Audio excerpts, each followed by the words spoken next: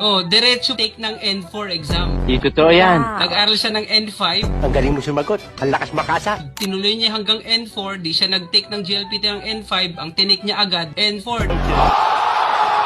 Wala kayong convincing power. Then one time lang siya nag-exam, pasado agad. Ang galing mo pala dyan Hindi ko alam So alam niya si Ma'am Alma, nakakabilib yan eh. Alam niyo kung bakit? February yan nag-enroll sa akin, no? February ka, Ma'am Alma, no? Tapos, N5 to N4 bundle yung kinuha niya.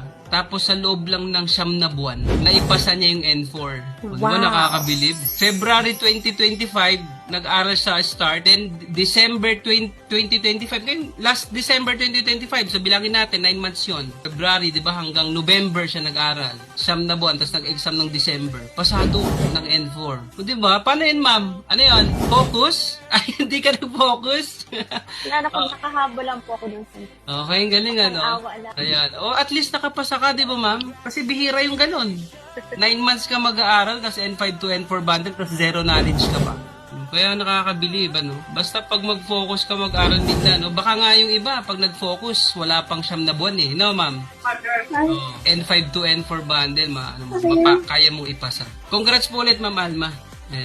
Yung N5 to N4 bundle, kaya nyo ipasa within 9 months. Kung medyo mabilis ka, baka 7 months, kaya mo ipasa yung N4. Biruin nyo si Ma'am Alma, hindi yan nag-take ng N5 ng exam. Diretso po siya take ng N4 exam. O, di ba?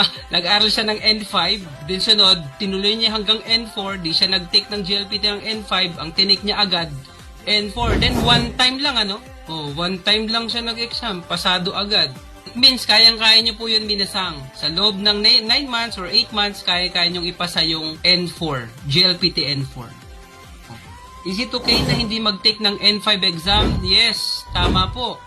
Ganon yung ginawa ni Ma'am Alma. Di siya nag-take ng N5 exam, dumiretso na po siya ng N4.